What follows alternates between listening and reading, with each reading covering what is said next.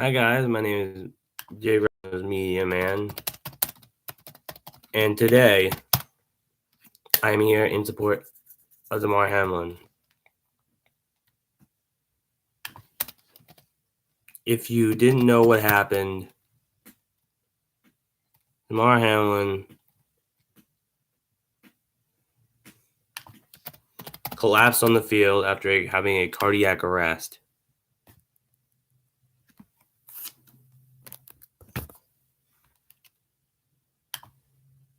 It was a very depressing situation,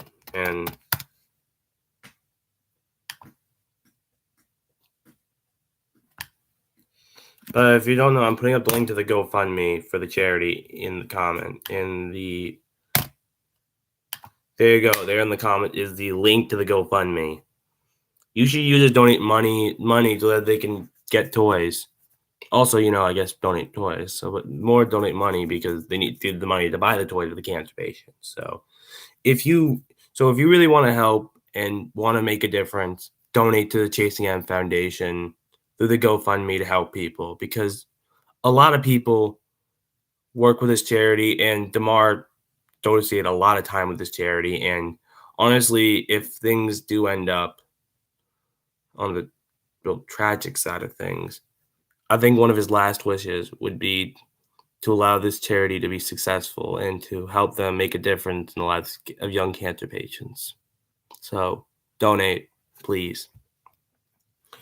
So now I think I'm going to analyze the situation. What do I mean by analyze? Well, in simple, by analyze, I mean completely deconstruct the situation bit by bit and go behind what happened, everyone's responses to it. So I believe 8:59 was the initial tackle. Just a normal tackle, normal moment. Damar Hamlin, having in the midst of a great season, tackles T. Higgins. No routine tackle he had done 90 times before that season. But there was something off about it. The hit looked awkward, but no one really thought much about it until Hamlin got up, and then, well, you saw what happened. Collapse to the ground. People were unsure. A lot of people first thought he had a head injury, although it became very quick that it wasn't a head injury because he wasn't breathing.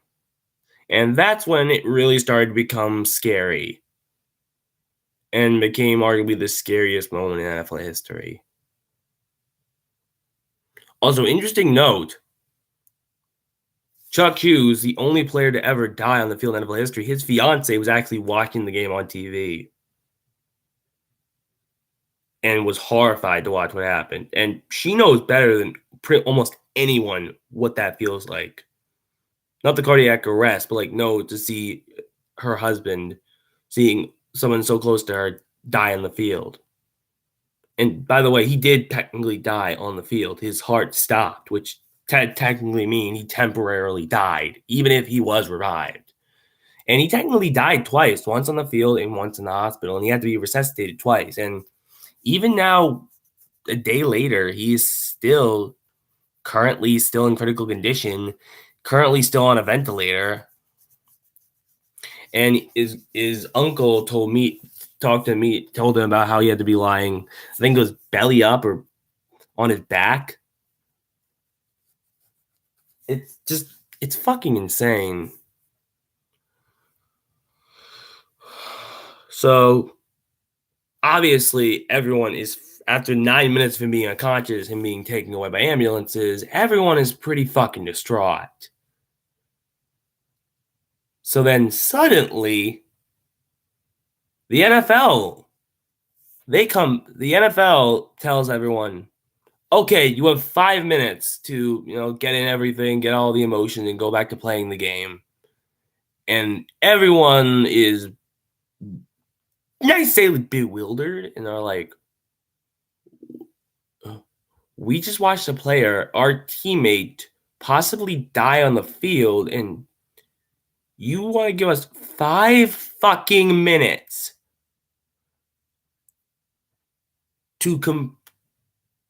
to accept all that. And I don't care what the NFL said. It is pretty obvious from the statement that's been made that the NFL made that statement. No matter how much they try to deny it, it is so obviously damage control that it is fucking hilarious. How dare you? How dare you desecrate this man's name by trying to play a fucking football game after he fucking died on the field? How fucking dare you? That is one of the most disgraceful things I've ever seen in 17 years of watching football. I have never seen anything more disgraceful and pathetic. Roger Goodell, fuck you. Fuck you. Fuck you. I have hated you so much. This is the lowest you've ever fucking gone. And I know it won't happen, but he should definitely be removed. If just for his response to this alone. Just Jesus Christ. Anyway, after that, they then do the right thing and temporarily suspend the game. And for the next 45 minutes, the feed for the game kind of going in and out the commercial where they give a little update. And everyone realized the game wasn't actually canceled for the night. It was just temporarily suspended. And rightfully, all the way to go to the locker rooms, and Sean Taylor and Jack Taylor and Sean McDermott talked this out, as well as Joe Burrow and Josh Allen. And they all realized, we don't want to play this game. Like, his teammates of Damar are crying on the sideline, and you expect them to go back in there like nothing ever happened? Are you nuts? So yeah, after like 30 minutes with them in the locker rooms, it was agreed on the game was going to be postponed. And honestly, and I'm happy with this, will likely not be played. And I'm okay with that. And I know what people are thinking. Who gives a fuck about how it affects the NFL standings? A man's life is at risk. Who cares? Looking at you, Skip. No matter how much you say that team misinterpreted, should have worded better. Should have worded better.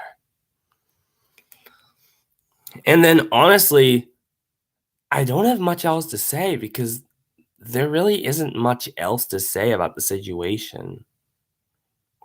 What happened to him is something, I forgot the name. Barry McCockiner said the name of what it possibly could have been. Was saying it was officially reported a cardiac arrest. Although, to be honest, they could probably end up changing that to something else depending on if he ends up passing away in an autopsy. Likely an autopsy could possibly change the final diagnosis, but at this moment it is still a cardiac arrest, and considering the fact that it's been the diagnosis for over a day now, I'm willing to say that the true diagnosis. And for anyone blaming T. Higgins, fuck you. The dude is probably in a horrible mental state right now that I can't even imagine. I mean, living to think that possibly he could have, obviously he didn't, but the fact that he could even think that is horrifying. That he could have possibly caused the death of a fellow player is terrifying. And God, I would not want to be in his shoes. I would never want to be in those shoes. And what happened in the field is one of the reasons why my dad will never let me play football, by him having played football, because this showed how fucking dangerous this sport is. We all love it, but this just shows how dangerous of a sport this is. And we all need to realize that. So before I sign off, I just want to give one last message to please donate to the Chasing M Foundation through the GoFundMe. Donate monies to help them get toys. As if anything, just a last wish to him, Damar. Please. I'm really begging you to do this, please. If not for me or anyone else, especially not for me, for him, especially for him, please. Anyway, this is Media Man signing off, and I will post the link to the GoFundMe in my community stream, so don't worry. Peace.